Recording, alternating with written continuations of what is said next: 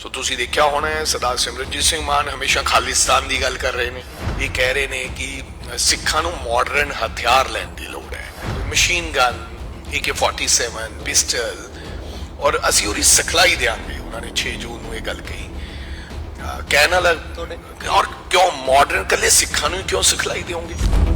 ਰਾਜਾ ਵੜਿੰਗ ਕੋਲੇ ਆਪਦੇ ਕੋਲੇ ਕਿੰਨੇ ਹਥਿਆਰ ਨੇ? ਮੇਰੇ ਕੋਲੇ ਕੋਈ ਹਥਿਆਰ ਨਹੀਂ ਹੈ। ਮੇਰੇ ਕੋਲੇ ਲਾਇਸੈਂਸ ਹੈ ਨਹੀਂ? ਮੇਰੇ ਕੋਲ ਲਾਇਸੈਂਸ ਹੈਗਾ, ਹਥਿਆਰ ਹੈਗਾ, ਇੱਕ ਰਾਈਫਲ ਹੈਗੀ ਆ, ਇੱਕ ਮੇਰੇ ਕੋਲੇ ਪਿਸਟਲ ਹੈਗਾ। ਸਿੱਖਾਂ ਨੂੰ ਸਿਖਲਾਈ ਦੇਣ ਦੀ ਲੋੜ ਹੈ, ਇਹਦੇ ਚ ਸਮਝਣਾ ਪਊਗਾ। ਮੈਂ ਕਿਦੋਂ ਕਹਿਣਾ ਕਿ ਕਿਸੇ ਨੂੰ ਹਥਿਆਰ ਦੀ ਲੋੜ ਆ ਉਹ ਲੈ ਲੇ। ਸਾਡੇ ਪੋਪ ਦਾ ਇਹ ਗੱਲ ਕਹਿਣਾ ਸਿੱਖਾਂ ਦਾ, ਔਰ ਕੇਵਲ ਸਿੱਖਾਂ ਦੇ ਨੌਜਵਾਨਾਂ ਨੂੰ, ਕਿਉਂ ਹਿੰਦੂ ਨਹੀਂ ਰਹਿੰਦੇ ਇੱਥੇ?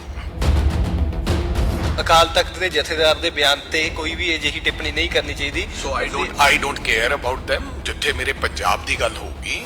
ਚਰਨਜੀਤ ਸਿੰਘ ਚੰਨੀ ਕਿੱਧਰ ਗਏ, OP ਸੋਨੀ ਕਿੱਧਰ ਗਏ, ਮਨਪ੍ਰੀਤ ਬਾਦਲ ਕਿੱਧਰ ਗਏ? ਜਿਹੜੇ ਇੱਧਰ ਰਹਿ ਚੁੱਕੇ ਉਹ ਵੀ ਨਹੀਂ ਸਾਹਮਣੇ ਆ ਰਹੇ।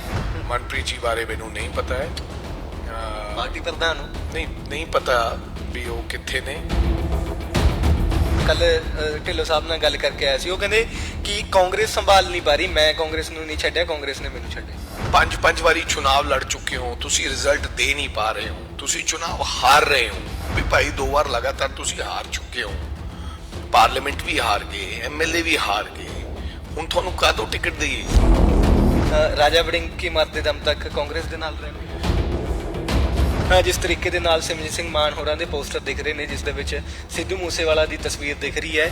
ਸਿੱਧੂ ਮੂਸੇਵਾਲੇ ਨੂੰ ਜੋ ਦੁਨੀਆ ਨੇ ਪਿਆਰ ਦਿੱਤਾ ਉਹਦੇ ਜਾਣ ਤੋਂ ਬਾਅਦ, ਇਹ ਕੋਈ ਸੋਚ ਵੀ ਨਹੀਂ ਸਕਦਾ, ਇਹ ਕੋਈ ਕਲਪਨਾ ਵੀ ਨਹੀਂ ਕਰ ਸਕਦਾ। ਸੋ ਸਿੱਧੂ ਸਭ ਦਾ ਸਾਂਝਾ ਹੈ, ਕਿਸੇ ਪਾਰਟੀ ਦਾ ਨਹੀਂ ਹੈ, ਕਿਸੇ ਵਿਅਕਤੀ ਵਿਸ਼ੇਸ਼ ਦਾ ਨਹੀਂ ਹੈ। ਮਾਨ ਸਾਹਿਬ ਸਿਮਰਜੀਤ ਸਿੰਘ ਮਾਨ ਦਾ ਇਸ ਤਰ੍ਹਾਂ ਉਹਨਾਂ ਦੇ ਜਿਹੜਾ ਬੋਰਡ ਬਾੜ ਲਾਉਣਾ, ਇਹ ਚੰਗੀ ਗੱਲ ਨਹੀਂ ਹੈ। ਅਕਾਲੀ ਦਲ ਨੇ ਰਾਜਵਾਨਾ ਹੋਰਾਂ ਦੀ ਭੈਣ ਨੂੰ ਟਿਕਟ ਦਿੱਤੀ ਹੈ, ਕੀ ਲੱਗਦਾ ਕਿ ਉਸ ਚੀਜ਼ ਦਾ ਤੁਹਾਨੂੰ ਪੰਥਕ ਵੋਟ ਦਾ ਕਿੰਨਾ ਕੁ ਜਿਹੜਾ ਨੁਕਸਾਨ?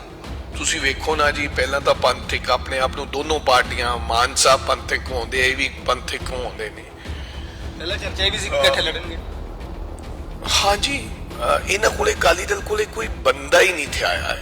That is a suicide by Akali Dal party, to be very honest, what they have done. Candidate ਨਾ ਮਿਲਣਾ, 100 ਸਾਲ ਪੁਰਾਣੀ ਪਾਰਟੀ, ਉਹਨਾਂ ਨੇ ਨਾ ਕਰਤੀ ਸੀ, ਮਿੰਨਤਾਂ ਕਰਕੇ ਉਹਨਾਂ ਨੂੰ ਖੜਾ ਕੀਤਾ ਗਿਆ। ਸਿਮਰਜੀਤ ਸਿੰਘ ਮਾਨ ਦੇ ਘਰੇ, ਜਿਨ੍ਹਾਂ ਦੀਆਂ ਪੱਗਾਂ ਲਾਉਂਦੇ ਰਹੇ ਹੈ, ਉਹਨਾਂ ਦੇ ਘਰੇ ਵੀ ਜਾ ਕੇ ਉਹ ਕੀਤੀ। ਹੁਣ ਦੋਨੋਂ ਪੰਥਕ ਆਪਣੇ ਆਪ ਨੂੰ ਘੁਆਉਂਦੇ ਆ, ਨਾ ਤਾਂ ਉਹ ਬੰਦੀ ਛੋੜ ਦੇ ਨਾਮ ਤੇ ਉਹਨਾਂ ਦੇ ਨਾਲ ਹੱਕ ਵਿੱਚ ਜਾਣਾ ਚਾਹੁੰਦਾ, ਉਹ ਆਪਣਾ ਘੋੜਾ ਭਜਾ ਰਿਹਾ, ਉਹ ਆਪਣਾ ਘੋੜਾ ਭਜਾ ਰਿਹਾ।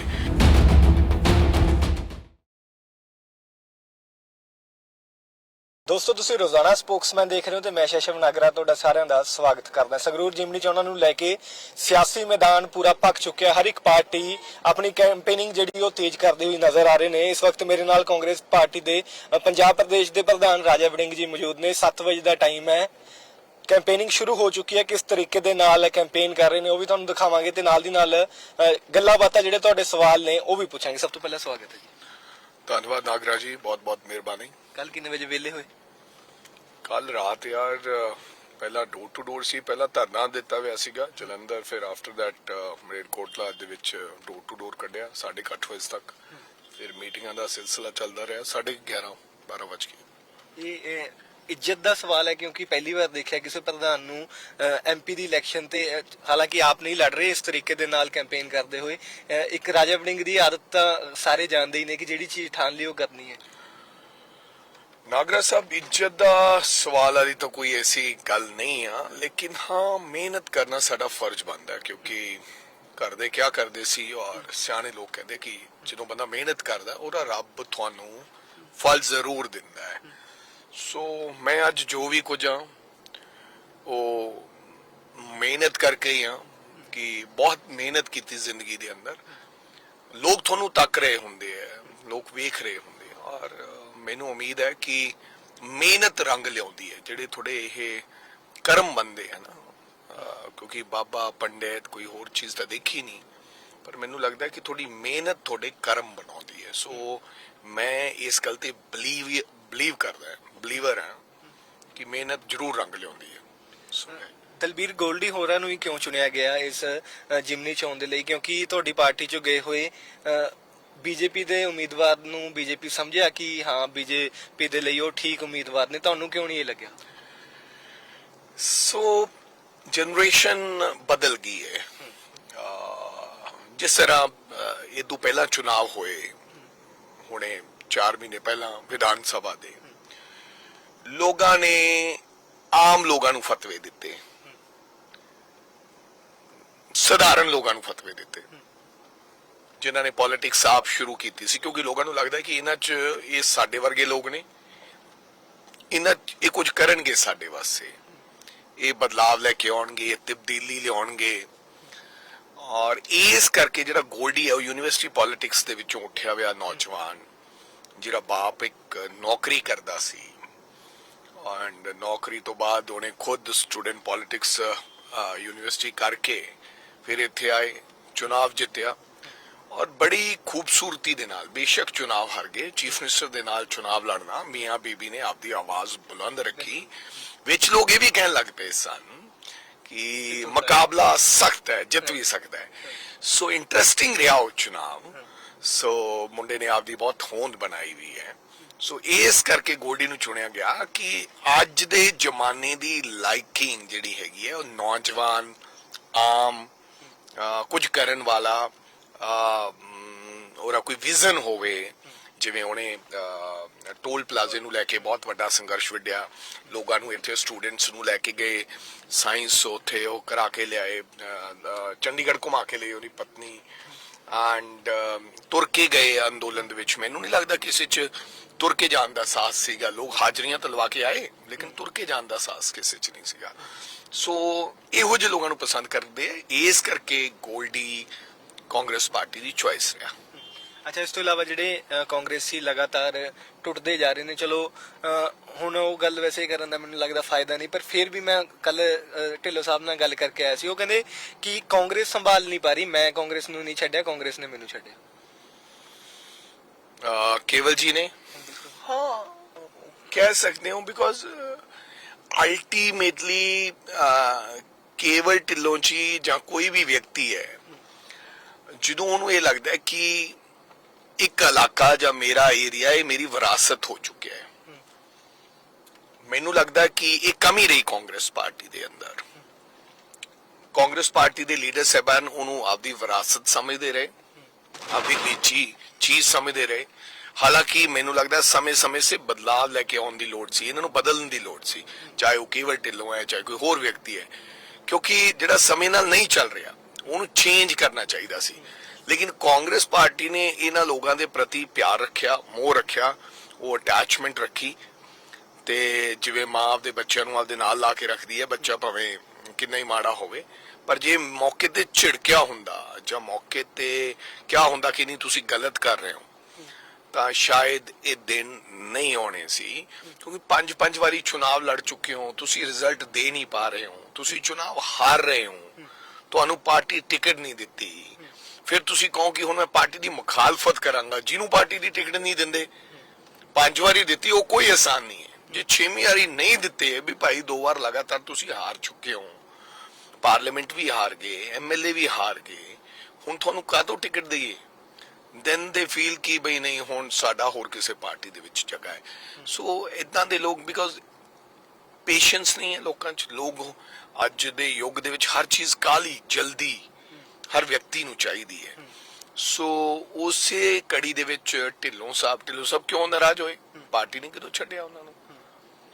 ਪਾਰਟੀ ਨੇ ਤਾਂ, ਹਾਲਾਂਕਿ ਲੋਕਾਂ ਦੀਆਂ ਸ਼ਿਕਾਇਤਾਂ ਸੀ ਢਿੱਲੋਂ ਸਾਹਿਬ ਮਿਲਦੇ ਨਹੀਂ ਹੈ, ਢਿੱਲੋਂ ਸਾਹਿਬ ਆਉਂਦੇ ਨਹੀਂ ਹੈ, ਢਿੱਲੋਂ ਸਾਹਿਬ ਕਦੇ ਕਿਸੇ ਨੂੰ ਮਿਲੇ ਨਹੀਂ। ਐਡਾ ਵੱਡਾ ਲੀਡਰ ਪਾਰਟੀ ਦਾ ਇੱਕ ਨੌਜਵਾਨ ਮੁੰਡੇ ਨੇ, ਮੀਤ ਹੇਰ ਨੇ ਹਰਾਤਾ। ਸੋ ਮੇਰੇ ਕਹਿਣ ਤੋਂ ਭਾਵੇਂ ਹੈ ਕਿ ਅਸੀਂ ਜਦੋਂ ਕਿਹਾ ਵੀ ਤੁਹਾਡਾ ਹੁਣ ਕੰਮ ਖਤਮ ਹੋ ਚੁੱਕਿਆ, ਪਰ ਉਹ ਇਹ ਮੰਨਣ ਲਈ ਤਿਆਰ ਨਹੀਂ। ਸੋ ਬੀਜੇਪੀ ਨੇ ਕੋਲੇ ਤਾਂ ਉਮੀਦਵਾਰ ਹੀ ਨਹੀਂ ਸੀਗਾ, ਫਿਰ ਉਹਨਾਂ ਨੇ ਅਲਟੀਮੇਟਲੀ ਜਿਹੜਾ ਸਾਫਾ ਹੈ ਉਹ ਢਿੱਲੋਂ ਸਾਹਿਬ ਦੀ ਗੱਲ ਚ ਪਾਤਾ। ਮੌਕਾ ਪ੍ਰਸਤੀ ਦੀ ਰਾਜਨੀਤੀ ਦੇ ਵਿੱਚ ਮੈਂ ਤੁਹਾਡੇ ਤੋਂ ਵੀ ਇਹ ਸਵਾਲ ਪੁੱਛਣਾ ਚਾਹੂੰਗਾ ਕਿ ਰਾਜਾ ਵੜਿੰਗ ਕੀ ਮਰਦੇ ਦਮ ਤੱਕ ਕਾਂਗਰਸ ਦੇ ਨਾਲ ਰਹਿਣਗੇ? ਯਾਰ ਬੰਦੇ ਦੇ ਐਥਿਕਸ ਹੋਣੇ ਚਾਹੀਦੇ ਹੈ ਹਰ ਵਿਅਕਤੀ ਦੇ, ਐਂਡ ਕੋਈ ਰੀਜ਼ਨ ਹੋਣਾ ਚਾਹੀਦਾ ਹੈ। ਜਦੋਂ ਤੁਸੀਂ ਪਾਰਟੀ ਛੱਡ ਕੇ ਜਾਂਦੇ ਹੋ ਜਾਂ ਕੋਈ ਗੱਲ, there should be some reason, ਜਾਂ ਕੋਈ ਕੋਈ ਸਟਰੋਂਗ ਗੱਲ ਹੋਣੀ ਚਾਹੀਦੀ ਹੈ। ਅਦਰਵਾਈਜ਼ ਪਾਰਟੀ ਛੱਡਣੀ ਛਡਾਉਣੀ ਜਿਹੜੇ ਲੋਕ ਛੱਡ ਕੇ ਗਏ ਹੈ ਉਹਨਾਂ ਦੀ ਆਪਦੀ ਕੋਈ ਗੱਲਬਾਤ ਨਹੀਂ ਹੈ। ਉਹ ਜ਼ਰੂਰੀ ਇਹ ਨਹੀਂਗਾ ਕਿ ਵੀ ਉਹ ਕਿਸੇ ਹੋਰ ਥਾਂ ਤੋਂ ਜਾ ਕੇ ਜਿੱਤ ਗਏ, ਬਟ ਉਹ ਫਿਰ ਪੰਜਾਬ ਦੇ ਲੀਡਰ ਨਹੀਂ ਬਣ ਸਕਦੇ ਜਿਹਨੂੰ ਲੋਕ ਕਹਿਣ ਕਿ ਨਹੀਂ ਬਈ ਲੋਕਾਂ ਦੇ ਮਨ ਦੇ ਵਿੱਚ ਛਵੀ ਨਹੀਂ ਉਹਨਾਂ ਲੋਕਾਂ ਦੀ ਬਣ ਸਕਦੀ। ਬੜੇ ਵੱਡੇ ਵੱਡੇ ਲੀਡਰ ਸੀਗੇ ਜਿਨ੍ਹਾਂ ਦਾ ਪੰਜਾਬ ਦੇ ਲੋਕ ਸਤਿਕਾਰ ਕਰਦੇ ਸੀ, ਜਿਨ੍ਹਾਂ ਨੂੰ ਸੁਣਨਾ ਲੋਕ ਪਸੰਦ ਕਰਦੇ ਸੀ। ਉਹਨਾਂ ਨੇ ਕਦੇ ਸਵਿਚ ਇੱਧਰ ਕੀਤਾ, ਕਦੇ ਫਿਰ ਸਵਿਚ ਇੱਧਰ ਕੀਤਾ, ਕਦੇ ਇੱਧਰ ਚਲੇ ਗਏ, ਕਦੇ ਇੱਧਰ, ਫਿਰ ਅੱਜ ਕੱਲ ਤਾਂ ਮੀਡੀਆ ਦਾ ਯੁੱਗ ਹੈ, ਤੁਸੀਂ ਹਰ ਚੀਜ਼ ਤੁਹਾਡੀ ਕੈਮਰੇ 'ਚ ਕੈਚ ਹੋ ਜਾਂਦੀ ਹੈ, ਕਿਉਂਕਿ ਉਹ ਗੱਲਾਂ ਤੁਹਾਨੂੰ ਫਿਰ ਰਿਵਰਟ ਬੈਕ ਹੁੰਦੀਆਂ। ਜਿਹੜੀਆਂ ਹੁਣ ਮਾਨ ਸਾਹਿਬ ਨੇ ਬਹੁਤ ਸਾਰੀਆਂ ਗੱਲਾਂ ਜਿਹੜੀਆਂ ਕੀਤੀਆਂ ਸੀ ਉਹ ਮੀਡੀਆ ਤੇ ਸੋਸ਼ਲ ਮੀਡੀਆ ਤੇ ਫਿਰ ਚੱਲਦੀਆਂ ਕਿ ਤੁਸੀਂ ਪਹਿਲਾਂ ਆਹ ਕਹਿੰਦੇ ਸੀ ਫਿਰ ਆਹ ਕਹਿੰਦੇ ਹੋ। ਸੋ ਮੇਰੇ ਕਹਿਣ ਤੋਂ ਭਾਵ ਇੰਪੇਸ਼ੈਂਟ ਨਹੀਂ ਹੋਣਾ ਚਾਹੀਦਾ। ਹਾਂ ਕੋਈ ਬਹੁਤ ਵੱਡੀ ਗੱਲ ਹੋ ਗਈ, ਦੈਟਸ ਅ ਡਿਫਰੈਂਟ ਸਟੋਰੀ। ਤੇ ਨਾਲ ਹੀ ਪੰਜਾਬ ਦੇ ਲੋਕਾਂ ਨੂੰ ਜਾਂ ਦੁਨੀਆ ਨੂੰ ਲੱਗਣਾ ਚਾਹੀਦਾ ਕਿ ਇਹਨਾਂ ਨਾਲ ਧੱਕਾ ਹੋਇਆ। ਅਦਰਵਾਈਜ਼ ਮੇਰਾ ਖਿਆਲ ਪਾਰਟੀ ਕਿਸੇ ਨੂੰ ਛੱਡ ਕੇ ਜਾਣ ਤੇ ਮੈਂ ਤਾਂ ਕੀ ਕਿਸੇ ਨੂੰ ਵੀ ਕੋਈ ਲਾਭ ਨਹੀਂ ਹੁੰਦਾ। ਇਸ ਤੋਂ ਇਲਾਵਾ ਸਿੱਧੂ ਮੂਸੇਵਾਲਾ ਤੇ ਜਿਸ ਤਰੀਕੇ ਦੇ ਨਾਲ ਰਾਜਨੀਤੀ ਵੀ ਹੋਈ, ਤੁਸੀਂ ਉੱਥੇ ਜਾਂਦੇ ਰਹੇ ਹੋ ਤੇ ਤੁਹਾਨੂੰ ਲੈ ਕੇ ਵੀ ਬੜੇ ਸਵਾਲ ਖੜੇ ਕੀਤੇ ਗਏ ਕਿ ਤੁਸੀਂ ਵੀ ਉੱਥੇ ਜਾ ਕੇ ਰਾਜਨੀਤੀ ਕਰ ਰਹੇ ਹੋ। ਹਾਲਾਂਕਿ ਉਹਨਾਂ ਦੇ ਫਾਦਰ ਸਾਹਿਬ ਨੇ ਭੋਗ ਵਾਲੇ ਦਿਨ ਇਹ ਸਾਫ਼ ਕਰਤਾ ਕਿ ਨਾ ਤਾਂ ਰਾਜਨੀਤੀ 'ਚ ਲੈ ਕੇ ਆਉਣ ਵਾਲੇ ਤੁਸੀਂ ਸੀ, ਇਹ ਸਿੱਧੂ ਦੀ ਆਪਣੀ ਇੱਛਾ ਸੀ। ਪਰ ਫਿਰ ਵੀ ਹਲੇ ਵੀ ਜਿਸ ਤਰੀਕੇ ਦੇ ਨਾਲ ਸਿਮਰਜੀਤ ਸਿੰਘ ਮਾਨ ਹੋਰਾਂ ਦੇ ਪੋਸਟਰ ਦਿਖ ਰਹੇ ਨੇ ਜਿਸ ਦੇ ਵਿੱਚ ਸਿੱਧੂ ਮੂਸੇਵਾਲਾ ਦੀ ਤਸਵੀਰ ਦਿਖ ਰਹੀ ਹੈ, ਤਾਂ ਇਹ ਨਜ਼ਰ ਆਉਂਦਾ ਹੈ ਕਿ ਕਿਤੇ ਨਾ ਕਿਤੇ ਸਿੱਧੂ ਨੂੰ ਵਰਤਿਆ ਜਾ ਰਿਹਾ ਹੈ। ਦੇਖੋ ਮੈਂ ਇਹਦੇ ਤੇ ਸਫਾਈ ਦੇਵਾਂ, ਉਹ ਛੋਟਾ ਭਰਾ ਸੀ ਐਂਡ ਉਹਦੇ ਬਾਰੇ ਮੈਨੂੰ ਲੱਗਦਾ ਸਭ ਕੁਝ ਸਰਦਾਰ ਬਲਕੌਰ ਸਿੰਘ ਬਾਈ ਭੋਲਾ ਜੀ ਹੋਰਾਂ ਨੇ ਉਸ ਦਿਨ ਅੰਤਿਮ ਅਰਦਾਸ ਤੋਂ ਬਾਅਦ ਧੰਨਵਾਦ ਕਰਦੇ ਸਮੇਂ ਦੱਸਦਾ ਕਿ ਰਾਜਾ ਵੜਿੰਗ ਰਾਜਨੀਤੀ ਕਰ ਰਿਹਾ ਕਿ ਪਰਿਵਾਰਕ ਮੈਂਬਰ ਹੈ। ਦੂਜੀ ਗੱਲ, ਪਰਿਵਾਰ ਦੀ ਹਰ ਚੀਜ਼ ਮੰਨ ਲੈਣੀ ਚਾਹੀਦੀ ਹੈ ਜੋ ਪਰਿਵਾਰ ਕਵੇ। ਮੈਨੂੰ ਲੱਗਦਾ ਕਿ ਕਿਸੇ ਵੀ ਸਿਆਸੀ ਪਾਰਟੀ ਨੂੰ, ਬੇਸ਼ੱਕ ਉਹ ਕਾਂਗਰਸੀ ਨਾਲ ਸੰਬੰਧਿਤ ਸੀ, ਲੇਕਿਨ ਪਰਿਵਾਰ ਦੇ ਵੱਲੋਂ ਇਹ ਬੇਨਤੀ ਕੀਤੀ ਗਈ ਹੈ ਕਿ ਕੋਈ ਵੀ ਸਿੱਧੂ ਮੂਸੇਵਾਲੇ ਦੇ ਨਾਮ ਦਾ ਇਸਤੇਮਾਲ ਨਾ ਕਰੇ, ਬੇਸ਼ੱਕ ਉਹ ਕੋਈ ਵੀ ਹੈ। ਸੋ ਚਾਹੇ ਕੋਈ ਵੀ ਪਾਰਟੀ ਹੈ, ਕਿਉਂਕਿ ਹੁਣ ਸਿੱਧੂ ਮੂਸੇਵਾਲਾ ਸਭ ਦਾ ਸਾਂਝਾ ਹੋ ਗਿਆ। ਸਿੱਧੂ ਮੂਸੇਵਾਲੇ ਨੂੰ ਜੋ ਦੁਨੀਆ ਨੇ ਪਿਆਰ ਦਿੱਤਾ ਉਹਦੇ ਜਾਣ ਤੋਂ ਬਾਅਦ, ਇਹ ਕੋਈ ਸੋਚ ਵੀ ਨਹੀਂ ਸਕਦਾ, ਇਹ ਕੋਈ ਕਲਪਨਾ ਵੀ ਨਹੀਂ ਕਰ ਸਕਦਾ। ਸੋ ਸਿੱਧੂ ਸਭ ਦਾ ਸਾਂਝਾ ਹੈ, ਉਹ ਕਿਸੇ ਪਾਰਟੀ ਦਾ ਨਹੀਂ ਹੈ, ਕਿਸੇ ਵਿਅਕਤੀ ਵਿਸ਼ੇਸ਼ ਦਾ ਨਹੀਂ ਹੈ। ਇਹ ਮੈਂ ਵੀ ਕਹਿ ਰਿਹਾ ਅੱਜ ਦੀ ਡੇਟ 'ਚ, ਤੇ ਪਰਿਵਾਰ ਨੇ ਵੀ ਇਹ ਬੇਨਤੀ ਕੀਤਾ ਹੈ।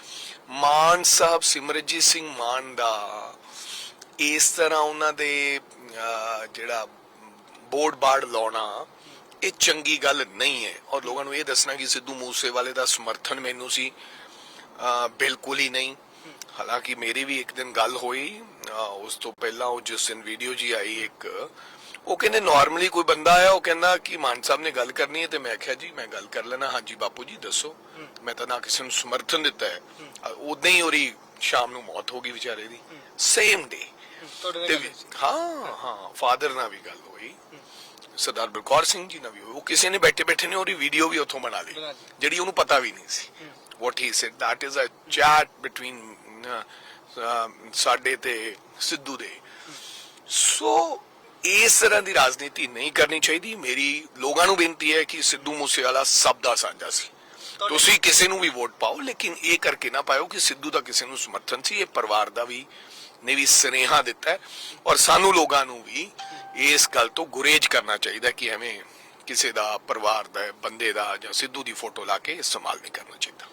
ਤੁਹਾਡੇ ਮੈਸੇਜ ਨੂੰ ਵੀ ਕਈ ਲੋਕ ਸਮਝ ਨਹੀਂ ਪਾਏ, ਜਿਹੜਾ ਤੁਸੀਂ ਇੱਕ ਪ੍ਰਸਤਾਵ ਰੱਖਿਆ ਸੀ ਜਾਂ ਕਹਿ ਲਓ ਇੱਕ ਸੁਝਾਅ ਦਿੱਤਾ ਸੀ ਕਿ ਸਾਰੇ ਪਾਰਟੀਆਂ ਮਿਲ ਕੇ ਬਿਨਾਂ ਚੋਣ ਲੜਾਏ ਇੱਕ ਨੋਮੀਨੇਟ ਕਰਕੇ ਸਿੱਧੂ ਮੂਸੇਵਾਲਾ ਦੇ ਫਾਦਰ ਸਾਹਿਬ ਨੂੰ MP ਬਣਾ ਕੇ ਭੇਜਣ। ਉਸ ਚੀਜ਼ ਨੂੰ ਵੀ ਕਈ ਲੋਕ ਜਾਂ ਤਾਂ ਸਮਝਣਾ ਨਹੀਂ ਚਾਹੁੰਦੇ ਸੀ ਜਾਂ ਸਮਝ ਨਹੀਂ ਪਾਏ। ਉਹਨਾਂ ਨੂੰ ਇਹ ਲੱਗਿਆ ਕਿ ਕਿਤੇ ਇਲੈਕਸ਼ਨ ਲੜਾਉਣ ਦੀ ਗੱਲ ਕੀਤੀ। ਨਾ ਨਾ ਨਾ ਨਾ, ਹੁਣ ਦੱਸੋ, ਇੱਕ ਬੁੱਧੀਜੀਵ ਵਿਅਕਤੀ ਸਰਦਾਰਾ ਸਿੰਘ ਜੌਹਲ ਐਂਡ ਕੁਝ ਹੋਰ ਲੋਕਾਂ ਨੇ ਵੀ ਇਹ ਗੱਲ ਕਹੀ ਕਿ ਕੰਸੈਂਸਸ ਦਾ ਕੈਂਡੀਡੇਟ ਹੋਣਾ ਚਾਹੀਦਾ। ਕੰਸੈਂਸਸ ਦਾ ਕੈਂਡੀਡੇਟ ਮਤਲਬ ਕਿ ਸਾਰੀਆਂ ਪਾਰਟੀਆਂ ਦਾ ਇੱਕ ਹੀ ਉਮੀਦਵਾਰ। ਆਪਾਂ ਉਹਦੇ ਕਾਗਜ਼ ਭਰਾ ਕੇ, ਜੋ ਮੈਨੂੰ ਉਹ ਸਰਦਾਰਾ ਸਿੰਘ ਜੌਹਲ ਦੇ ਟਵੀਟ ਤੋਂ ਸਮਝ ਆਇਆ, ਕੰਸੈਂਸਸ ਮਤਲਬ ਹੁਣ ਰਾਜਾ ਵੜਿੰਗ ਅਗਰ ਉਹਦੇ ਤੇ ਟਿੱਪਣੀ ਨਹੀਂ ਕਰਦਾ ਤਾਂ ਕੱਲ ਨੂੰ ਲੋਕ ਮੈਨੂੰ ਇਹ ਪੁੱਛਣਗੇ ਕਿ ਕੀ ਤੁਸੀਂ ਸਰਦਾਰਾ ਸਿੰਘ ਜੌਲ ਦੀ ਗੱਲ ਨਾਲ ਸਹਿਮਤ ਨਹੀਂ ਸੀ? ਕੀ ਤੁਸੀਂ ਨਹੀਂ ਚਾਹੁੰਦੇ ਕਿ ਸਰਦਾਰ ਬਲਕੌਰ ਸਿੰਘ ਨੂੰ ਕੰਸੈਂਸਸ ਦਾ ਕੈਂਡੀਡੇਟ, ਤੁਸੀਂ ਕਿਉਂ ਖਿਲਾਫ ਹੋ? ਸੋ ਇਸ ਕਰਕੇ ਮੈਂ ਕਿਹਾ ਸੀ ਕਿ ਮੈਂ ਸਰਦਾਰਾ ਸਿੰਘ ਜੌਲ ਦੀ ਗੱਲ ਨਾਲ ਉਹ ਰੱਖਦਾ ਹੈ। ਅਗਰ ਪਰਿਵਾਰ ਚਾਵੇ ਤਾਂ ਸਾਨੂੰ ਸਾਰਿਆਂ ਨੂੰ ਕੰਸੈਂਸਸ ਦਾ ਉਮੀਦਵਾਰ ਬਣਾ ਲੈਣਾ ਚਾਹੀਦਾ ਹੈ। ਹੁਣ ਜੇ ਮੈਂ ਉਹਨੂੰ ਨਾ ਕਹਿੰਦਾ, ਮੈਂ ਨਾ ਟਿੱਪਣੀ ਕਰਾਂ, ਤਾਂ ਲੋਕਾਂ ਨੇ ਕਹਿਣਾ ਸੀ ਇਹ ਰੋਜ਼ਾਨਾ ਉਹਨਾਂ ਦੇ ਪਰਿਵਾਰ ਨਾਲ ਰਹਿੰਦਾ ਹੈ। ਕਿਸੇ ਨੇ ਗੱਲ ਰੱਖੀ ਹੈ ਤੇ ਰਾਜਾ ਵੜਿੰਗ ਨੇ ਉਹਨੂੰ ਇੰਡੋਰਸ ਨਹੀਂ ਕੀਤਾ। ਸੋ ਜਦੋਂ ਇਹ ਗੱਲ, ਮੈਂ ਤਾਂ ਕਦੇ ਉਹਨਾਂ ਦੇ ਪਰਿਵਾਰ ਨਾਲ ਗੱਲ ਹੀ ਨਹੀਂ ਕੀਤੀ ਵੀ ਤੁਸੀਂ ਚੁਣਾਵ ਲੜੋ ਜਾਂ ਨਾ ਲੜੋ। ਜੇ ਜਨਤਾ ਕਹਿੰਦੀ ਜਾਂ ਕਿਸੇ ਹੋਰ ਬੰਦਾ ਕਹਿੰਦਾ, ਉਹਦੇ ਨਾਲ ਹਾਮੀ ਭਰੀ ਹੈ। ਔਰ ਅੱਗੇ ਜੋ ਪਰਿਵਾਰ ਦਾ ਫੈਸਲਾ ਹੁੰਦਾ ਹੈ ਉਹੀ ਹੋਣਾ ਚਾਹੀਦਾ। ਬਿਲਕੁਲ ਮਨ ਨਹੀਂ ਹੁੰਦਾ ਪਰਿਵਾਰ ਦਾ, ਵਿਚਾਰਾ ਪਰਿਵਾਰ ਟੁੱਟਿਆ ਹੋਇਆ ਹੈ। ਇਸ ਘੜੀ ਦੇ ਵਿੱਚ ਉਹਨਾਂ ਨੂੰ ਕੁਝ ਨਜ਼ਰ ਨਹੀਂ ਆਉਂਦਾ, ਉਹਨਾਂ ਨੂੰ ਕੇਵਲ ਇਨਸਾਫ ਨਜ਼ਰ ਆਉਂਦਾ ਹੈ। ਉਹਨਾਂ ਨੂੰ ਇਹ ਲੱਗਦਾ ਕਿ ਅਸੀਂ ਆਪਣੀ ਜ਼ਿੰਦਗੀ ਦੇ ਦਿਨ ਟਪਾਵਾਂਗੇ ਕਿਵੇਂ, ਅਗਲੇ ਦਿਨ ਕਿਵੇਂ ਟਪਾਵਾਂਗੇ। ਵੜਿੰਗ ਸਾਹਿਬ, ਇਸ ਵਾਰ ਜਦੋਂ 22 ਦੇ ਵਿੱਚ ਜਿਹੜਾ ਮਾਹੌਲ ਸੀ ਚੋਣਾਂ ਦਾ, ਚਲੋ ਇੱਕ ਹਲਕੇ ਦੀਆਂ ਚੋਣਾਂ ਨੇ, ਉਸ ਤਰੀਕੇ ਦਾ ਮਾਹੌਲ ਨਹੀਂ ਹੈਗਾ, ਤੁਸੀਂ ਕੈਂਪੇਨ ਕਰ ਰਹੇ ਹੋ, ਪਰ ਜਦੋਂ ਅਸੀਂ ਲੋਕਾਂ ਦੇ ਵਿੱਚ ਵੀ ਜਾਂਦੇ ਹਾਂ ਉਹ ਵੀ ਹਲੇ ਕਨਫਿਊਜ਼ਡ ਨੇ, ਉਹ ਹਲੇ ਡਿਸਾਈਡ ਨਹੀਂ ਕਰ ਪਾਏ ਕਿ ਕਿਹਨੂੰ ਵੋਟ ਕਰੀਏ। ਪਰ ਦੂਸਰਾ ਪੱਖ ਇਹ ਵੀ ਹੈ ਕਿ ਲੋਕ ਇਹ ਵੀ ਕਹਿੰਦੇ ਨੇ ਕਿ ਜੇ ਇਹ ਸੰਗਰੂਰ ਜਿਹੜਾ ਆਮ ਆਦਮੀ ਪਾਰਟੀ ਦਾ ਗੜ੍ਹ ਹੈ, ਸਨਾਮ ਸੀਟ ਦੀ ਗੱਲ ਕਰੀਏ ਤਾਂ 75,000 ਦੀ ਲੀਡ ਤੇ ਜਿੱਤੇ ਨੇ, ਤਾਂ ਇਸ ਤਰੀਕੇ ਦੇ ਨਾਲ 50,000 ਦੀ ਲੀਡ ਤੇ ਹਰ ਇੱਕ ਹਲਕੇ ਦੇ ਵਿੱਚੋਂ 9 ਅਸੈਂਬਲੀਜ਼ ਦੇ ਵਿੱਚੋਂ ਇਸ ਤਰੀਕੇ ਦੇ ਨਾਲ ਜਿੱਤੇ ਹੋਏ ਨੇ। ਤਾਂ ਜੇ ਵੋਟ ਘਟਦੀ ਵੀ ਹੈ ਫਿਰ ਵੀ ਆਮ ਆਦਮੀ ਪਾਰਟੀ ਜਿੱਤ ਸਕਦੀ ਹੈ, ਇਹ ਤਰਕ ਦਿੰਦੇ ਨੇ ਲੋਕ। ਗੱਲ ਯਾਰ, ਮੈਂ ਪਹਿਲਾਂ ਵੀ ਤੁਹਾਨੂੰ ਕਹਿਣਾ ਕਿ ਇਹਦੀ ਜਿੱਤ ਐਵੇਂ ਵੀ ਜਾਂਦੇ ਕਿ ਇਹਦੀ ਕਿਸੇ ਦਾ ਦਾਅ ਲੱਗ ਜਾਂਦਾ। ਹੁਣ ਕਈ ਲੋਕਾਂ ਨੂੰ ਤਾਂ ਜਾਣਦੇ ਹੀ ਨਹੀਂ ਲੋਕ, ਜਿਹੜੇ ਲੋਕ ਜਿੱਤੇ ਨੇ ਉਹਨਾਂ ਨੇ ਇੱਕ ਬਦਲਾਵ ਦੇ ਰੂਪ ਦੇ ਵਿੱਚ ਵੋਟਾਂ ਪਾਤੀਆਂ, ਕਈਆਂ ਨੂੰ ਇਹ ਨਹੀਂ ਪਤਾ ਵੀ ਸਾਡਾ ਉਮੀਦਵਾਰ ਆ ਸੀ। ਸੋ ਗੱਲ ਇਹ ਹੈ ਕਿ ਬੜੀ ਜਲਦੀ 3 ਮਹੀਨਿਆਂ ਦੇ ਅੰਦਰ ਆਮ ਆਦਮੀ ਪਾਰਟੀ ਦਾ ਮੈਂ ਸਮਝਦਾ ਹਾਂ ਕਿ ਹਾਲਾਤ ਬਹੁਤ ਜ਼ਿਆਦਾ ਪੰਜਾਬ ਦੇ ਅੰਦਰ ਕਮਜ਼ੋਰ ਹੋਏ ਔਰ ਹਰ ਵਿਅਕਤੀ ਇਹ ਮਹਿਸੂਸ ਕਰ ਰਿਹਾ ਕਿ ਸਾਥੋਂ ਕੋਈ ਨਾ ਕੋਈ ਗਲਤੀ ਹੋਈ ਹੈ। ਸੋ ਮੈਂ ਸਮਝਦਾ ਕਿ 3 ਮਹੀਨਿਆਂ 'ਚ ਹੀ ਇੰਨਾ ਵੱਡਾ ਜਿਹੜਾ ਸੈਟਬੈਕ ਆਮ ਆਦਮੀ ਪਾਰਟੀ ਨੂੰ ਲੱਗਿਆ ਹੈ। ਸੋ ਜੇ ਹੋਰ 3 ਮਹੀਨੇ ਟੱਪ ਜਾਣ ਤਾਂ ਬਿਲਕੁਲ ਜਨਾਜ਼ਾ ਨਿਕਲ ਜਾਏਗਾ। ਔਰ ਇਹ ਜਿਹੜੇ ਸੰਗਰੂਰ ਵਾਲੇ ਆ ਨਾ, ਇਹ ਬੜੇ ਇਨਕਲਾਬੀ ਜਿਹੇ ਲੋਕ ਹੈ, ਸੋ ਇਹ ਕਦੋਂ ਕੀ ਕਰ ਦੇਣ ਕੋਈ ਪਤਾ ਨਹੀਂ ਹੈ, ਕਿਉਂਕਿ ਇਹ ਜਜ਼ਬਾਤੀ, ਇਨਕਲਾਬੀ, ਔਰ ਕੋਈ ਪਤਾ ਨਹੀਂ ਕਿ ਅਖੀਰਲੇ 3 ਦਿਨਾਂ 'ਚ ਹੀ ਪਲਟਾ ਮਾਰ ਕੇ ਤੇ ਗੇਮ ਪਲਟ ਦੇਣ। ਇਹ ਚੁਣਾਵ ਵੈਸੇ ਤਾਂ ਬਾਈ ਇਲੈਕਸ਼ਨ ਜਿਹੜੇ ਹੈ, ਬਾਈ ਐਂਡ ਲਾਰਜ ਲੋਕ ਇਹ ਸਮਝਦੇ ਹੁੰਦੇ ਵੀ ਸਰਕਾਰ ਲੈ ਜਾਂਦੀ ਹੈ ਲੁੱਟ ਕੇ, ਕਿਉਂਕਿ ਪੈਸਾ, ਦਮ, ਮਨੀ, ਮਸਲ ਪਾਵਰ। ਲੇਕਿਨ ਮੈਨੂੰ ਜਿਹੜਾ ਮੇਰਾ ਤਜਰਬਾ ਹੈ ਕਾਫੀ ਦੇਰ ਦਾ ਪੋਲਿਟਿਕਸ ਦੇ ਵਿੱਚ, ਮੈਨੂੰ ਇਹ ਲੱਗਦਾ ਹੈ ਕਿ ਕੁਝ ਨਾ ਕੁਝ ਨਵਾਂ ਤੇ ਵੱਖਰਾ ਹੋਣ ਵਾਲਾ ਹੈ ਸੰਗਰੂਰ ਦੇ ਵਿੱਚ, ਇਹ ਮੈਨੂੰ ਲੱਗ ਰਿਹਾ। ਇਸ ਤੋਂ ਇਲਾਵਾ ਅਕਾਲੀ ਦਲ ਦੀ ਗੱਲ ਕਰੀਏ, ਜਿਹੜੀ ਪੰਥਕ ਵੋਟ ਹੈ, ਜਿਹੜੇ ਲੋਕ ਪੰਥ ਦੇ ਨਾਲ ਜੁੜੇ ਹੋਏ ਨੇ, ਪੰਥਕ ਪਾਰਟੀ ਅਖਵਾਉਣ ਵਾਲੀ ਅਕਾਲੀ ਦਲ ਨੇ ਰਾਜਵਾਨਾ ਹੋਰਾਂ ਦੀ ਭੈਣ ਨੂੰ ਟਿਕਟ ਦਿੱਤੀ ਹੈ, ਕੀ ਲੱਗਦਾ ਕਿ ਉਸ ਚੀਜ਼ ਦਾ ਤੁਹਾਨੂੰ ਪੰਥਕ ਵੋਟ ਦਾ ਕਿੰਨਾ ਕੁ ਜਿਹੜਾ ਨੁਕਸਾਨ ਹੋਊਗਾ? ਤੁਸੀਂ ਵੇਖੋ ਨਾ ਜੀ, ਪਹਿਲਾਂ ਤਾਂ ਪੰਥਕ ਆਪਣੇ ਆਪ ਨੂੰ ਦੋਨੋਂ ਪਾਰਟੀਆਂ, ਮਾਨ ਸਾਹਿਬ ਪੰਥਕ ਹੋਉਂਦੇ, ਇਹ ਵੀ ਪੰਥਕ ਹੋਉਂਦੇ ਨੇ, ਪਹਿਲਾਂ ਚਰਚਾ ਇਹ ਵੀ ਸੀ ਕਿ ਇਕੱਠੇ ਲੜਨਗੇ। ਹਾਂਜੀ, ਇਹਨਾਂ ਕੋਲੇ ਅਕਾਲੀ ਦਲ ਕੋਲੇ ਕੋਈ ਬੰਦਾ ਹੀ ਨਹੀਂ ਥਿਆ ਆਇਆ ਹੈ। That is a suicide by Akali Dal party, to be very honest, what they have done. ਜਿਹੜਾ ਉਹਨਾਂ ਨੇ ਕੀਤਾ, ਇਹ ਮੈਨੂੰ ਲੱਗਦਾ ਕਿ ਕਿਤੇ ਨਾ ਕਿਤੇ ਸੁਸਾਈਡ ਦੇ ਰੂਪ ਦੇ ਵਿੱਚ ਹੈ ਅਕਾਲੀ ਦਲ, ਕਿਉਂਕਿ ਕੈਂਡੀਡੇਟ ਨਾ ਮਿਲਣਾ, 100 ਸਾਲ ਪੁਰਾਣੀ ਪਾਰਟੀ, ਉਹਨਾਂ ਨੇ ਨਾ ਕਰਤੀ ਸੀ, ਮਿੰਨਤਾਂ ਕਰਕੇ ਉਹਨਾਂ ਨੂੰ ਖੜਾ ਕੀਤਾ ਗਿਆ। ਸਿਮਰਨਜੀਤ ਸਿੰਘ ਮਾਨ ਦੇ ਘਰੇ, ਜਿਨ੍ਹਾਂ ਦੀਆਂ ਪੱਗਾਂ ਲਾਉਂਦੇ ਰਹੇ ਹੈ, ਉਹਨਾਂ ਦੇ ਘਰੇ ਵੀ ਜਾ ਕੇ ਉਹ ਕੀਤੀ। ਹੁਣ ਦੋਨੋਂ ਪੰਥਕ ਆਪਣੇ ਆਪ ਨੂੰ ਕਹਾਉਂਦੇ ਆ, ਨਾ ਤਾਂ ਉਹ ਬੰਦੀ ਛੋੜ ਦੇ ਨਾਮ ਤੇ ਉਹਨਾਂ ਦੇ ਨਾਲ ਹੱਕ ਵਿੱਚ ਜਾਣਾ ਚਾਹੁੰਦਾ, ਉਹ ਆਪਣਾ ਘੋੜਾ ਭਜਾ ਰਿਹਾ, ਇੱਕ ਗੱਲ ਜ਼ਰੂਰ ਹੈ, ਪੰਜਾਬ ਦੇ ਲੋਕ ਸਮਝ ਚੁੱਕੇ ਹੈ ਕਿ ਇਹ ਦੋਨੋਂ ਜਾਣੇ ਸਾਨੂੰ ਵੰਡਣਾ ਚਾਹੁੰਦੇ ਆ। ਪੰਜਾਬ ਦੇ ਪ੍ਰਤੀ ਇਹਨਾਂ ਦੀ ਕੋਈ ਸੋਚ ਨਹੀਂ ਹੈ, ਇਹਨਾਂ ਦਾ ਇੱਕ ਏਜੰਡਾ ਹੈ। ਸੋ ਤੁਸੀਂ ਦੇਖਿਆ ਹੋਣਾ, ਸਰਦਾਰ ਸਿਮਰਨਜੀਤ ਸਿੰਘ ਮਾਨ ਹਮੇਸ਼ਾ ਖਾਲਿਸਤਾਨ ਦੀ ਗੱਲ ਕਰ ਰਹੇ ਨੇ, ਔਰ ਅੱਜ ਉਸੇ ਲਾਈਨ ਤੇ ਹੀ ਅਕਾਲ ਤਖਤ ਸਾਹਿਬ ਦੇ ਜਥੇਦਾਰ ਸਾਹਿਬ ਇਹ ਕਹਿ ਰਹੇ ਨੇ ਕਿ ਸਿੱਖਾਂ ਨੂੰ ਮਾਡਰਨ ਹਥਿਆਰ ਲੈਣ ਦੀ ਲੋੜ ਹੈ। ਮੈਂ ਇਸ ਗੱਲ ਨਾਲ ਉਹਨਾਂ ਦੇ ਸਮਰਥਨ ਨਹੀਂ ਕਰਦਾ ਕਿ ਮਾਡਰਨ ਹਥਿਆਰ ਮਤਲਬ ਮਸ਼ੀਨ ਗਨ, AK-47 ਪਿਸਟਲ, ਔਰ ਅਸੀਂ ਉਹਦੀ ਸਿਖਲਾਈ ਦੇਾਂਗੇ। ਉਹਨਾਂ ਨੇ 6 ਜੂਨ ਨੂੰ ਇਹ ਗੱਲ ਕਹੀ। ਕਹਿਣ ਵਾਲਾ ਔਰ ਕਿਉਂ ਮਾਡਰਨ ਕੱਲੇ ਸਿੱਖਾਂ ਨੂੰ ਕਿਉਂ ਸਿਖਲਾਈ ਦਿਓਗੇ? ਮੈਂ ਨਾ ਤੁਹਾਨੂੰ ਜਦੋਂ ਇਹ ਟਵੀਟ ਵੀ ਕੀਤਾ ਸੀ ਜਾਂ ਆਪਣੇ ਫੇਸਬੁੱਕ ਤੇ ਵੀ ਇਹ ਵਾਲੀ ਗੱਲ ਤੇ ਪਾਇਆ ਸੀ ਕਿ ਇਹ ਇਦਾਂ ਨਹੀਂ ਹੋਣਾ ਚਾਹੀਦਾ, ਤਾਂ ਮੈਂ ਥੱਲੇ ਕਮੈਂਟਸ ਪੜ੍ਹ ਰਿਹਾ ਸੀਗਾ। ਇੱਕ ਕਮੈਂਟ 'ਚ ਕਿਸੇ ਸ਼ਖਸ ਨੇ ਲਿਖਿਆ ਹੋਇਆ ਸੀ ਕਿ ਰਾਜਾ ਵੜਿੰਗ ਕੋਲੇ ਆਪਦੇ ਕੋਲੇ ਕਿੰਨੇ ਹਥਿਆਰ ਨੇ? ਮੇਰੇ ਕੋਲੇ ਕੋਈ ਹਥਿਆਰ ਨਹੀਂ ਹੈ। ਮੇਰੇ ਕੋਲੇ ਮੇਰੇ ਕੋਲ ਲਾਇਸੈਂਸ ਹੈਗਾ। ਮੇਰਾ ਲਾਇਸੈਂਸ ਬੰਦ ਪਏ ਨੂੰ ਮੇਰਾ ਖਿਆਲ ਜਮਾ ਹੋਏ ਨੂੰ ਹੋ ਗਏ ਹੁਣੇ 5-6 ਸਾਲ ਹੋ ਗਏ। ਨਹੀਂ ਹਥਿਆਰ ਹੈਗਾ, ਇੱਕ ਰਾਈਫਲ ਹੈਗੀ ਆ, ਇੱਕ ਮੇਰੇ ਕੋਲੇ ਪਿਸਟਲ ਹੈਗਾ। ਸਿੱਖਾਂ ਨੂੰ ਸਿਖਲਾਈ ਦੇਣ ਦੀ ਲੋੜ ਹੈ, ਇਹਦੇ ਚ ਸਮਝਣਾ ਪਊਗਾ। ਮੈਂ ਕਿਦੋਂ ਕਹਿੰਦਾ ਕਿ ਕਿਸੇ ਨੂੰ ਹਥਿਆਰ ਦੀ ਲੋੜ ਆ ਉਹ ਲੈ ਲੇ। ਜਿਹੜਾ ਬੰਦਾ ਜ਼ਿੰਮੇਦਾਰ ਵਿਅਕਤੀ ਹੈ, ਜਿਹੜਾ ਸਮਝਦਾਰ ਨੌਜਵਾਨ ਹੈ, ਜਿਹਨੂੰ ਲੱਗਦਾ ਹੈ ਕਿ ਮੈਨੂੰ ਸਿਕਿਉਰਿਟੀ ਆਪਦੀ ਚਾਹੀਦੀ ਹੈ, ਹੀ ਸ਼ੁੱਡ ਗੋ ਐਂਡ ਬਾਏ ਹਥਿਆਰ। ਉਹ ਲਾਇਸੈਂਸ ਬਣ ਰਿਹਾ ਆਲਰੇਡੀ ਲੱਖਾਂ ਦੀ ਤਾਦਾਦ ਦੇ ਵਿੱਚ ਲੋਕਾਂ ਕੋਲੇ ਲਾਇਸੈਂਸ ਬਣੇ। ਲੇਕਿਨ ਸਪੈਸ਼ਲੀ ਸਾਡੇ ਪੋਪ ਦਾ ਇਹ ਗੱਲ ਕਹਿਣਾ ਸਿੱਖਾਂ ਦਾ, ਔਰ ਕੇਵਲ ਸਿੱਖਾਂ ਦੇ ਨੌਜਵਾਨਾਂ ਨੂੰ, ਕਿਉਂ ਹਿੰਦੂ ਨਹੀਂ ਰਹਿੰਦੇ ਇੱਥੇ? ਉਹਨਾਂ ਨੇ ਕਿਹਾ ਸਿੱਖ ਨੌਜਵਾਨਾਂ ਨੂੰ, ਹਿੰਦੂ ਨਹੀਂ ਰਹਿੰਦੇ। ਮੈਂ ਕਹਿੰਦਾ ਜਿਹਨੂੰ ਸਿਕਿਉਰਿਟੀ ਦੀ ਜ਼ਰੂਰਤ ਹੈ ਉਹਨੂੰ, ਹੋਰ ਜਾਤੀਆਂ ਦੇ ਲੋਕ ਵੀ ਰਹਿੰਦੇ, ਇਹ ਵੰਡਣਾ ਚਾਹੁੰਦੇ ਆ ਪੰਜਾਬ। ਐਕਚੁਅਲੀ ਅਜਿਹੇ ਵੀ ਕਮੈਂਟ ਸੀ ਕਿ ਰਾਜਾ ਵੜਿੰਗ ਨੂੰ ਅਜਿਹੇ ਪੰਥਕ ਜਾਂ ਫਿਰ ਅਕਾਲ ਤਖਤ ਦੇ ਜਥੇਦਾਰ ਦੇ ਬਿਆਨ ਤੇ ਕੋਈ ਵੀ ਅਜਿਹੀ ਟਿੱਪਣੀ ਨਹੀਂ ਕਰਨੀ ਚਾਹੀਦੀ। So I don't care about them। ਜਿੱਥੇ ਮੇਰੇ ਪੰਜਾਬ ਦੀ ਗੱਲ ਹੋਊਗੀ, ਮੈਂ ਜ਼ਰੂਰੀ ਨਹੀਂ ਹੈ ਕਿ ਕੇਵਲ ਗੁਰੂ ਦਾ ਸਿੱਖ ਹੀ ਹੁੰਦਾ ਜਿਹੜਾ ਅਕਾਲ ਤਖਤ ਦੇ ਜਥੇਦਾਰ ਹੋਣ। ਅਸੀਂ ਵੀ ਗੁਰੂ ਨੂੰ ਮੰਨਦੇ ਹਾਂ, ਗੁਰੂ ਗ੍ਰੰਥ ਸਾਹਿਬ ਮਹਾਰਾਜ 'ਚ ਵਿਸ਼ਵਾਸ ਰੱਖਦੇ ਹਾਂ। ਔਰ ਮੈਨੂੰ ਲੱਗਦਾ ਕਿ ਇਹੋ ਜੀ ਅੱਜ ਗੱਲ ਕਰਨੀ, ਕਿਉਂਕਿ ਕਿਸੇ ਚੀਜ਼ ਦਾ ਖਤਰਾ ਹੋਵੇ, ਥ੍ਰੈਟ ਹੋਵੇ, ਕਿਸੇ ਨੂੰ ਲੱਗਦਾ ਹੋਵੇ ਕਿ ਇਕੱਲੀ ਸਿੱਖ ਕੌਮ ਨੂੰ ਜਾਂ ਸਾਡੇ ਸਿੱਖ ਭਰਾਵਾਂ ਨੂੰ ਕੋਈ ਨੌਜਵਾਨਾਂ ਨੂੰ ਖਤਰਾ। ਸਿੱਧੂ ਮੂਸੇਵਾਲਾ ਦੀ ਮੌਤ ਤੋਂ ਬਾਅਦ ਇਸ ਚੀਜ਼ ਨੂੰ ਜੋੜ ਕੇ ਵੀ ਦੇਖਿਆ। ਮੈਂ ਕਿਹਾ ਕੁਝ ਲੋਕਾਂ ਨੂੰ ਜਿਨ੍ਹਾਂ ਨੂੰ ਹੈਗਾ ਦੇ ਆਰ ਫੀਲਿੰਗ ਹੁਣ ਵਿਚਾਰੇ ਸਿੱਧੂ ਕੋਲੇ ਵੀ ਤਾਂ ਹਥਿਆਰ ਸੀਗਾ ਨਾ, ਹਥਿਆਰ ਸੀਗਾ। ਮੈਂ ਤਾਂ ਉਲਟਾ ਕਹਿੰਦਾ ਇਹ ਬੰਦ ਹੋਣਾ ਚਾਹੀਦਾ ਹੈ।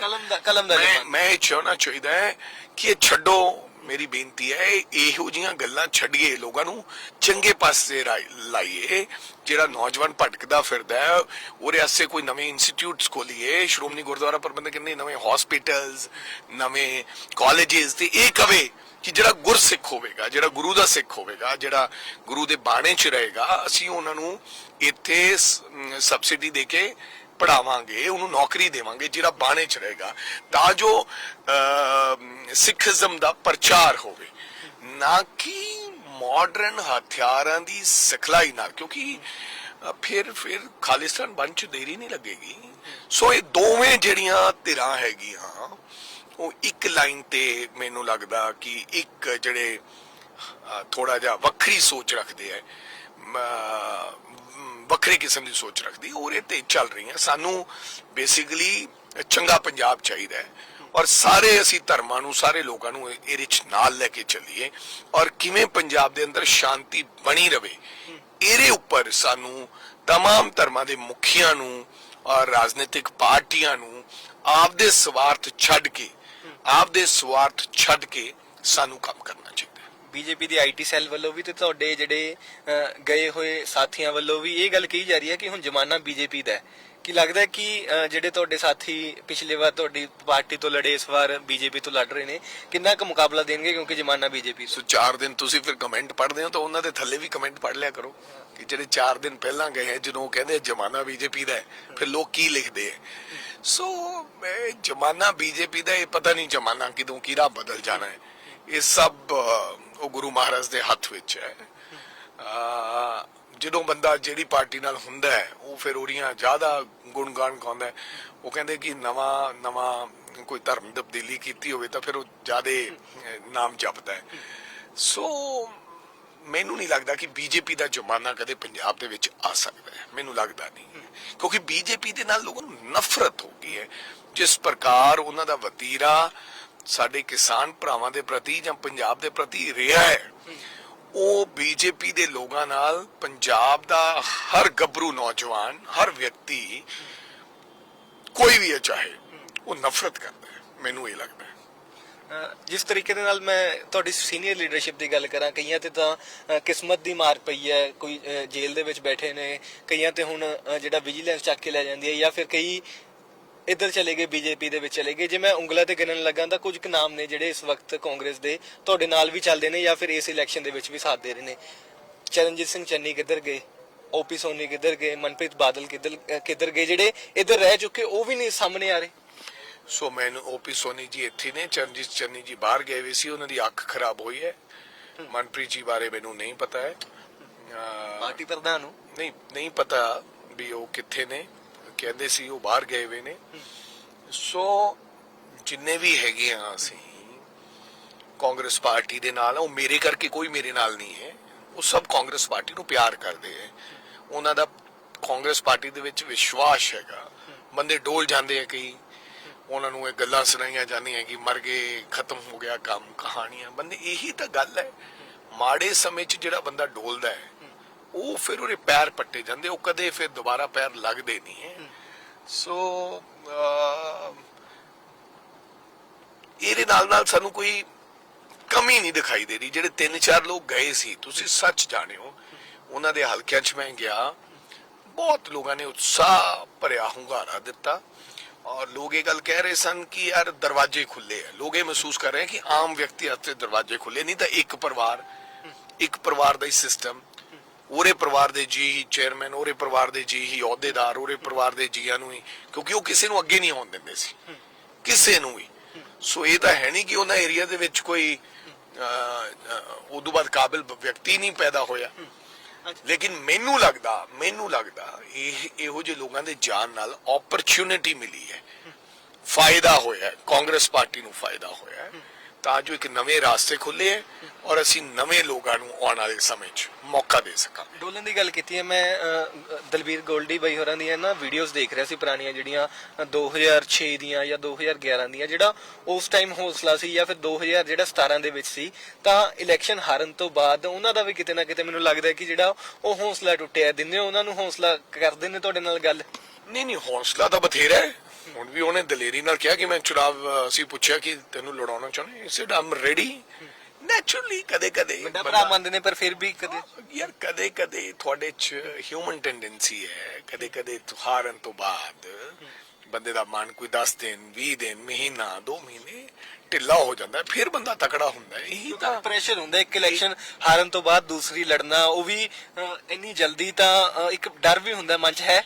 ਰਾਜਨੀਤਿਕ ਬੰਦਿਆਂ ਵਾਸਤੇ ਇਹ ਆਮ ਗੱਲ ਹੈ, ਕਦੇ ਜਿੱਤਾਂ ਵੀ ਮਿਲਣਗੀਆਂ, ਕਦੇ ਹਾਰਾਂ ਵੀ ਮਿਲਣਗੀਆਂ।